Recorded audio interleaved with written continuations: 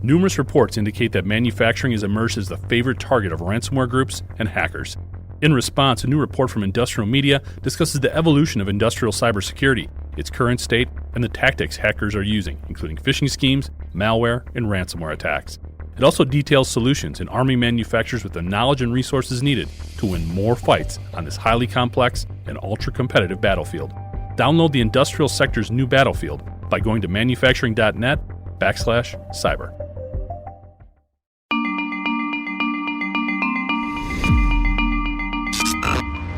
Hi, I'm Jeff Ranke, Editorial Director of Manufacturing.net and Manufacturing Business Technology. Welcome to Security Breach. So, I could throw out a bunch of statistics that will validate my point, but we all know that cyber attacks in the industrial sector continue to rise and create new production, supply chain, and data management challenges throughout the industrial sector. And conversations on this podcast have covered numerous reasons as to why these numbers continue to grow, ranging from the new vulnerabilities being created by new IoT-based connection points and a lack of visibility within the OT infrastructure, to an insufficient number of OT security specialists and the constantly evolving nature of hackers and cyber gangs that are growing smarter and more complex. We've also discussed the need for transparency and sharing information related to ongoing attacks and the challenges they create, whether it be through regulation, industry standards, or trade groups. Well, our guest for today offers a great example of how one company is looking to arm manufacturers with data and insight that could prove invaluable in their developing and adjusting their cybersecurity plans to meet new demands. But before we talk to her, we're excited to announce that Security Breach is being sponsored by Pentera. For more information on how automated security validation can help you safely test all your IT security controls with a click of a button in a non-stop industrial operational environment, visit Pentera.io. It's now my pleasure to introduce Dawn Capelli. She's the Director of OT Cert at Dragos, a leading provider of industrial cybersecurity solutions. Well, hey, Dawn, thanks again for joining us today. Welcome to Security Breach. Jumping right into it a little bit, what can you tell us about this operational technology cyber emergency readiness team? I know you guys just celebrated the first anniversary of it there at Dragos, but maybe you can fill us in a little bit on what CERT's about and what you guys are looking to accomplish. Yeah, thank you. Maybe I'll start with kind of the history of why I chose to create OT Cert for Dragos. I was the CISO at Rockwell Automation before I retired for 2 months, came out of retirement to start OT Cert for Dragos. And as CISO at Rockwell, we started getting letters from small and medium-sized suppliers and large ones saying, we were hit with ransomware. We have no idea how long it'll take to recover. It'll take at least a month before we can get you our product. And I realized that our own manufacturing was being put at risk by our manufacturing suppliers. And from a cyber perspective, I never considered them as a cyber risk to Rockwell. They didn't connect to our network. They didn't have access to any of our intellectual property. They just supplied components, things that we use to manufacture. But suddenly I realized they actually posed an operational risk to Rockwell. And so suddenly I did care about them, and so did our manufacturing organization.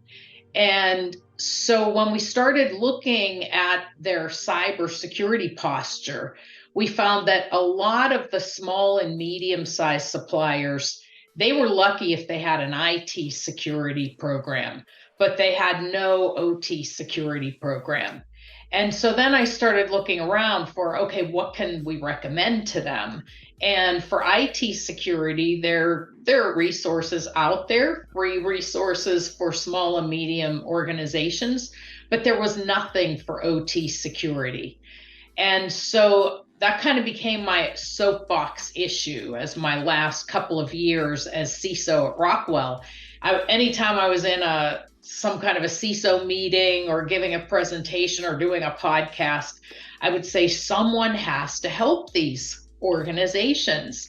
And then Dragos came along and said, how would you like to help them? And so Dragos, the mission of Dragos is safeguarding civilization. And the company really believes in that mission. And our CEO came out, he wrote a blog, and he said, if we truly mean that we want to safeguard civilization, we can't just help the big companies that can afford to buy our products and services. We have to help the small and medium, under-resourced companies as well.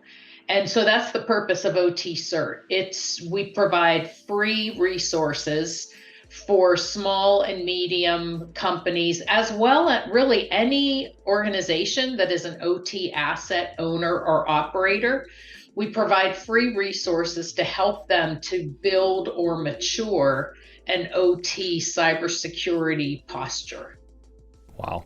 So desperately needed. This is music to my ears. We've been talking about this for the last year and a half on this podcast, so it's wonderful to hear that these type of resources are out there and available, especially focused on the small to medium-sized manufacturer. So getting back to the CERT program a little bit, Dawn, I know you mentioned ransomware a little bit. That was obviously been huge, exploding in terms of growth and frequency the last couple of years. Was it focused on ransomware? Were there other vulnerabilities that you maybe thought you could really address or help these small and medium-sized manufacturers deal with in establishing CERT? Yeah, it's not just ransomware. When you think about it, think about critical infrastructure. Think about what would impact our lives. So our country has all of these small rural electric cooperatives, and they provide the power for a significant portion of our country. And those are small organizations. I was recently at a national cybersecurity conference for these rural electric cooperatives. And most of them, they are a team of one or two. And they're responsible for all of the IT, all of the security for the entire electric cooperative. That's really scary. And so that's exactly the kind of organization that we want to help. There's also water. Think about water. A lot of water authorities, they're municipal, so they're very small. And that's another critical infrastructure that we can really help with OT Cert. And then, of course, yes, there is manufacturing, there's chemical, pharmaceutical. If you just think about all of the small and medium businesses, we know like our economy is based on small businesses. And so I think it's important in any critical infrastructure sector. The thing is, we know that the sophisticated nation state threats, they're probably looking at the bigger companies. But the ransomware attackers, those ransomware groups, they're hitting anyone they can. And what we found recently, Trend Micro actually put out a research study in February of 23, and they really did a deep dive into Conti and Lockbit, because those are the two most prevalent threat groups that are hitting, that have the most ransomware victims. And Conti, they found that 69% of their victims had less than 500 employees. Lockbit, 80% of their victims had less than 500 employees. So these ransomware groups appear to have discovered that the large organizations are harder to get to now. They've been spending a lot of money on security. Ransomware was good for CISOs in that way. It was easier to get budget. But the small companies, the medium organizations, they just, they're easier to hit, and they are taking advantage of that. Absolutely. I'd be curious, when you're reaching out to some of these smaller manufacturers, trying to get them more educated and more support more cybersecurity investment, what's been the typical response? Is it confusion? Is it overwhelming, or are they embracing it at a greater rate now maybe than before? It's a little frustrating because, they, first of all, we're having a hard time getting their attention.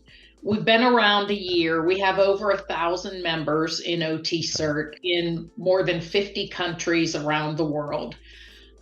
So that's nice. That's a lot. But when you compare that to how many there are, would like to reach a lot more. So the first problem is, how do you get their attention? Because they're not paying attention to security. They aren't following any of us on LinkedIn. And so the first problem is getting their attention. So we've been really focusing on that, on partnering with the ISACs, some of the industry groups to try and get the word out to them. Then we get to them. So now to answer your question, how do they feel about it? First is raising awareness, like telling them the statistic about the ransomware. They're coming for you. Don't think, why would they come after us? They're not looking for who to go after. They're just hitting anybody they can. So raising awareness is one thing. Then they get it, but they have to figure out, okay, so how do we do this? We're a small company. We don't, some of them, they outsource their IT. They don't even have an IT team. And so how are they going to implement this OT security practice? So what we did was everything that we've put out in the first year was really geared at incident response. Let's prepare you if you get hit, especially since the risk is so high. Let's prepare you to be able to respond. And so we put out resources and said, this is so easy to use. You can just hand this to a plant engineer. They can go out, they can capture your asset inventory. Here's a spreadsheet. They can fill it in. They know what's in their plants. Setting up host logging in your plants. A lot of companies don't have any logs. So if they get hit with ransomware, there's going to be no way to figure out how did they get in. Because if you just bring the plant back up and you don't know how they got in, they're just going to get right back in again. And we created a video that literally, it's so easy. You could hand it to a high school student. They could go into your plant, just follow the video, click here, type this, check these boxes. And now you have your logs set up and you have alerts set up so that if something significant happens, you'll know about it. So that's our goal, is to try and make it as easy as possible for them. No, it makes a ton of sense. And, Dragos has put out, as you alluded to, a bunch of different reports, a ton of information. I've looked at a lot of it. And one of the bigger issues that's always alluded to is that lack of visibility within the OT system, understanding if somebody's in there. So taking these initial steps will at least, again, going back to the other point you made about larger manufacturers, making it a lot harder on those hackers to try to get in and do what they do. And I was just going to say, one of my goals this year is to get the attention of the larger companies and to make sure that they understand what I understood when I was CISO at Rockwell, that these small suppliers and medium suppliers are putting your operations at risk. And so, they've been in the press. I'm not going to call out companies that have had to shut down their operations because a supplier was hit with ransomware, but it's happened multiple times in the last few months. Yep. And one of them cost the large semiconductor company, cost them $250 million in earnings. And it cost the supplier that was hit with ransomware $200 million. So now we're talking almost $500 million because of a supplier being hit with ransomware. So I'm trying to get the word out to the CISOs of larger companies that we need your help. We have free stuff here. All we need is for you to push this down to your suppliers and encourage or require that they start to build an OT cybersecurity program. Yep. And we're going to include a bunch of links in the body, the description of this episode relating to CERT and identifying a lot of those resources that you have available just on the website. So hopefully we can help get the word out, because you're echoing so many things we've talked about on the podcast previously. And you kind of stole my next question, was to ask if you were working with some of those bigger suppliers, because with the way the supply chain is so integrated nowadays, everybody has more awareness of it. One, if you want to call it a positive byproduct of the pandemic, was everybody understands supply chain disruption now really, really well. So you can see how some of those smaller companies impact things on a much larger scale. So it's all that sounds amazing. Yeah, if you look at some of the recent cyber attacks, like MoveIt, and we had Excellion when I was CISO at Rockwell.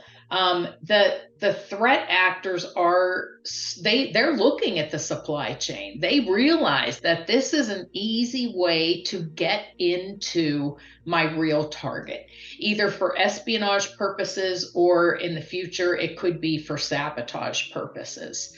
So I think it's imperative that we all focus on the supply chain. There's a lot of talk about it, but I Yeah. feel like we need to see the action. No, I'm with you there. Another thing I'd like to throw at you and just get your thoughts on. I saw a recent statistic from the Department of Justice. They claim that potentially as high as 85% of all cyber attacks go unreported. People don't want to talk about it, probably especially if it's ransomware. When talking to some of these smaller and medium-sized companies, well, the bigger ones too, I guess, how do we get more transparency there? How do we get people to share some of that information? I know there's some proprietary concerns there in terms of for how stockholders feel about putting bad news out in the paper or whatever, but how do we get to share more of this information and get over the fact that there shouldn't be so much negative assessment being placed on the fact that you were hit, but what can we learn from this in total? Yeah, I know when I was CISO at Rockwell, we would get requests from customers who were hit with ransomware, and they would say to us, "We do not want this in the press. You have got to keep this quiet." Because of shareholder concerns, SEC scrutiny, there were a lot of reasons that they wanted to keep it quiet. I think we've seen from some of the companies that have been proactive about reporting what happened that it can be a positive thing. These cyber attackers are so sophisticated these days that we always talk about in the security community, it's not if, it's when you're going to be hit. And so I think we understand that as long as you haven't like totally been negligent about your security program, we're all in this together. And so I feel like we really have to share information. Dragos had a security breach a few months ago, and we came out immediately and talked about what happened, how it happened, and it has been totally positive, the reaction to that. Yeah, that's how we have to be. We have to help each other. Absolutely. No, we had another guest on the show as well, and they were hit. They're a consultant, cybersecurity consultant, and they had to come out and admit, too, yes, we were hit, and follow sort of their own game plan. So leading by example is a big part of what we're trying to accomplish here. I'd like to get your thoughts on just a couple of other topics that sort of bleed into a lot of things that you're trying to do assert. I think one of the biggest issues, really big or small, is a lack of OT cybersecurity expertise internally. A lot of companies just don't have that talent. What have been some of your observations, or is there I know there's not a silver bullet solution out there, but where can we be better? Is it training people internally? Is it getting into the tech schools and demonstrating the possible career opportunities? Is it a little bit of both? What are your thoughts? Yeah, I'm kind of shocked, honestly, that there isn't more OT cybersecurity education out there. It's hard for companies. I can tell you at Rockwell, we were trying to figure out who are we going to have on our OT security team. You can't just go out and hire these people easily because there aren't many of them. And so if you're going to grow them internally, do you take IT people and put them into OT? Or do you take OT people and try and teach them security? And I think either way, just if you can find people who are interested, I would take either approach, because I think interest and passion to me are the primary qualifications for becoming an OT cybersecurity expert. But as far as education, I really am surprised that more universities, tech schools, that they haven't come up with programs that teach you both. There are tech school programs for learning OT and learning industrial control systems. Why not combine security with that? And now you're turning out someone that will really be marketable out there. Absolutely. I think a little bit too, and maybe you'd have some thoughts here, it's almost paralysis by analysis a little bit in trying to determine who to put in that role. I think people need to, or enterprises need to get into a mindset of we need to start just taking some steps forward. Any step forward, anything we can do to make the hacker's job a little bit more difficult is a positive movement, and we have to embrace that. Exactly. When I was at Rockwell, we had security liaisons in each of our businesses. And in the manufacturing business, they had an OT person who, had a master's degree in some kind of engineering, industrial engineering. And she was not a security expert, but she started coming to all of our security meetings, and she became an excellent lead for our OT security program. Then she took another job, was promoted, and we thought, okay, now what are we going to do? And they proposed that we take someone from IT who had worked with our plants, so kind of had a little bit of background on the plants. Let's try moving him into the OT organization and make him our liaison. And he was excellent. So I've seen it done both ways, and both of those situations worked really well. Yeah. It's interesting. You just mentioned taking an IT individual, someone who had an IT background, bring him over to OT. How do you think some of those processes relate? I think we've seen some issues with companies trying to take an IT approach, sort of cut and paste it over to OT, and it doesn't quite match up. What advice can you give to some enterprises who might be kind of stuck in that situation? Yeah, I call it the IT-OT cultural divide. It's like a chasm. And when I was at Rockwell, I worked with a lot of our customer CISOs, and that was the biggest problem. How do we get IT and OT to work together? And so what we did at Rockwell, when I first became CISO, we used the NIST cybersecurity framework to design our strategic roadmap for IT security. And then I figured, well, there doesn't seem to be anything out there for OT security, so let's just try to use the same thing, use the NIST CSF for OT security. So we had a week-long workshop. We brought in IT, security, we had networking there, identity and access management, incident response, just all these different IT and security people.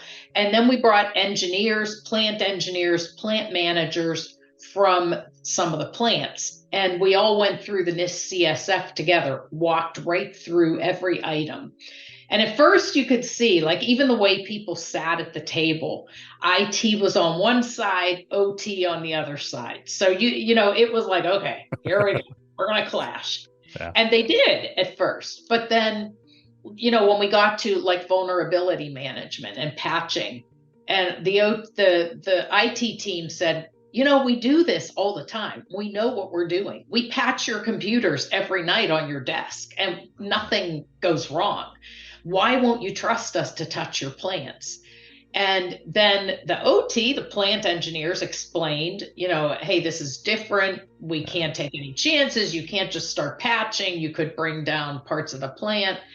And then IT said, well, okay, so we still have the tools to push the patches out for you. What if we work together, come up with a cadence?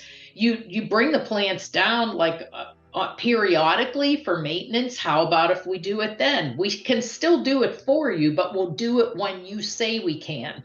And you can tell us which ones we can't touch. And so they worked together, and it was like a beautiful thing to see them kind of, I think it was, you could see the mutual respect. First, it was understanding, and then it was respect. Like, oh, okay, they're not a bunch of idiots who just, stubborn and don't want our help. They have a reason. And so it was actually a pretty neat thing to see. No, it's good that the light bulb can go on there. We talk about breaking down those silos all the time with IT and OT and getting them to work together and sort of get past some of those turf wars. So that's encouraging to hear. And I think the industry overall has gotten a lot better there. I think there's been buy-in at the executive level in terms of merging those two parts of the enterprise and getting them to work together. So it's been a long journey, but I think we are getting there. Yeah, one interesting thing that I discovered with OT Cert was we have some big companies that are members, because anyone can be a member as long as you have an OT environment. And we have these big companies. And I talked to one of the members and said, I know your CISO. I know you have an OT security program. So why are you a member of OT Cert? And he said, we're a large company of small fiefdoms, and every plant manager is the king of their plant, and they make the decisions. So they're responsible for the bottom line. If they don't choose to buy into the OT security program, then they don't have to. And so we're hoping that by offering them these free resources from OT Cert, that we can get them started on the security path. And then hopefully they'll buy into the bigger program. So that was really an eye-opener to me as well, because I think we talk about the security poverty line and how, we have the haves and the have-nots, but it's not quite so black and white is what I've found. Yeah, I think a lot of companies, once they get in and they realize and they understand and are educated more about the environment and the situation, it's easier to validate those expenses and sort of move it up the food chain, if you will, and getting more support for it. Those first steps are so hard, which is why the CERT program is so important for so many companies right now. I'd like to get, Dawn, you have an interesting perspective in different roles and different perspectives you've had in the industrial sector and with cybersecurity. I'd kind of be interested in your thoughts on the role that government should or shouldn't play in terms of maybe, do we need to mandate more sharing of information when you're hit? There's a lot of regulation in place right now for utilities and critical infrastructure. Should some of that come to manufacturing, or are we better off governing ourselves? Yeah, that's a tricky one. I was at Rockwell before the SEC started imposing information sharing regulations. And, if you are hit, you have to tell them. And I just, I know, so I have that perspective of that fear of what is the government going to do when they find out. So I still kind of have that fear of government regulation. Fair. From my perspective, really now being embedded in OT Cert and seeing small and medium and the risk that they pose to all of us, I feel like one area that I would like to see government involvement in is somehow help these organizations. We're providing all the free stuff, but they need, like I said, a high school kid could go in and could do this for them.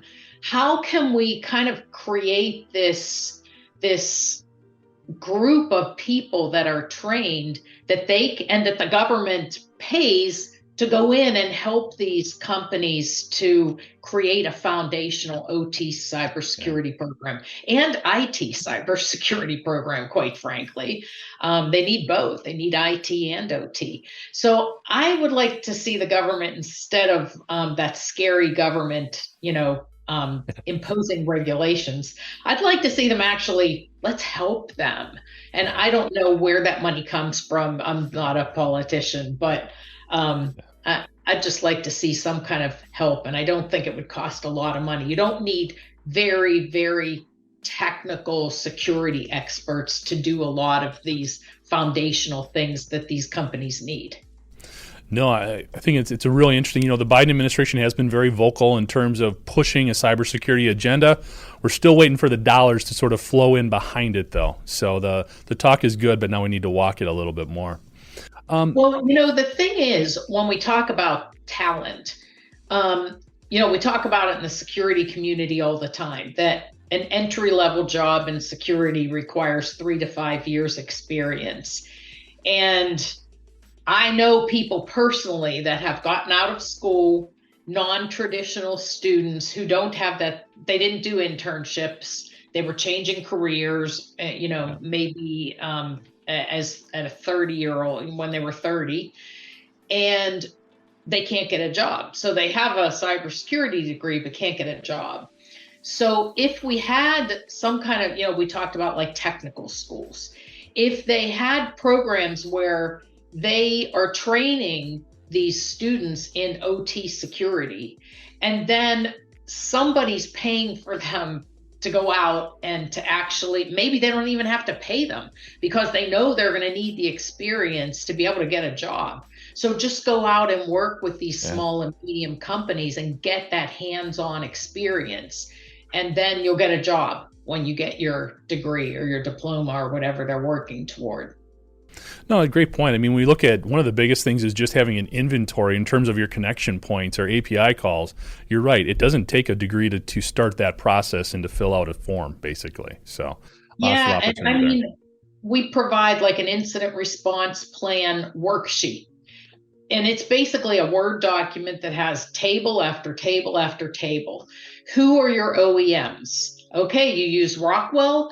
Who do you call if you get hit with a cyber attack? Who's your contact at Rockwell? What's their phone number? And then you'll have your asset inventory that has all of your Rockwell equipment inventoried, so you know what version of the firmware were we running, what version of the product, what's our license key. You'll have all of that. Government regulations, who do we have to contact? How long do we have? What's the contact information for who we call? Just, who are our customers? Do any of our customers require us to notify them? Because that's increasingly Yeah. common. So who are the customers that we need to contact if we get hit?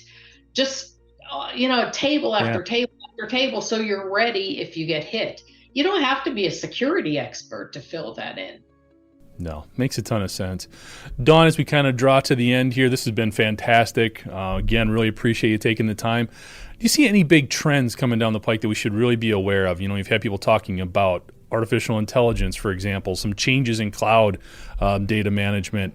Any other big trends you're seeing that could really have an impact on the industry? I guess just the thing that strikes me is, for years, like since 9/11, I think we've been talking about what constitutes an act of war, from a cyber perspective.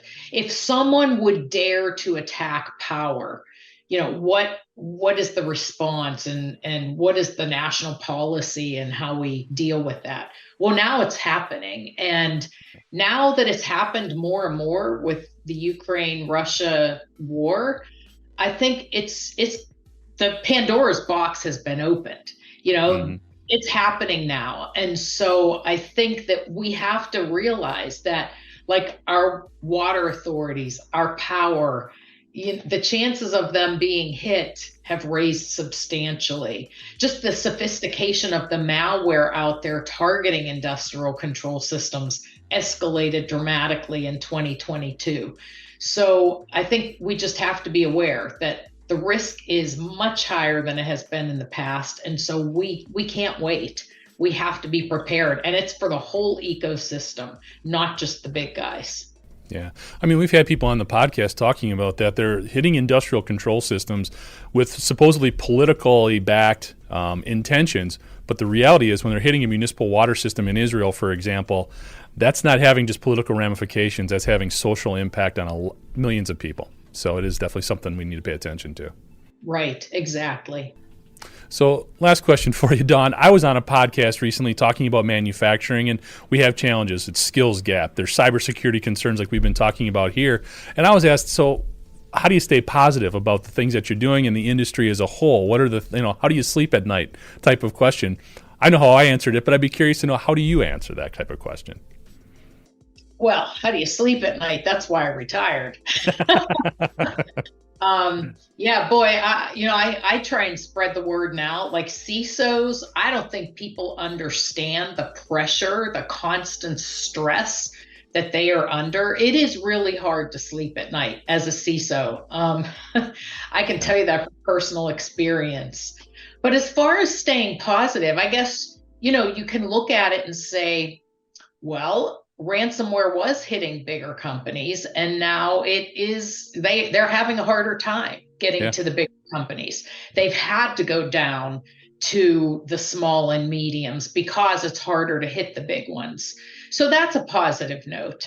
I think CISOs were successful in getting security dollars for the past few years because of the prevalence of ransomware and the feeling that they'll hit anybody. This isn't just It used to be power, oil and gas. We knew the sectors that were targeted by ICS attacks.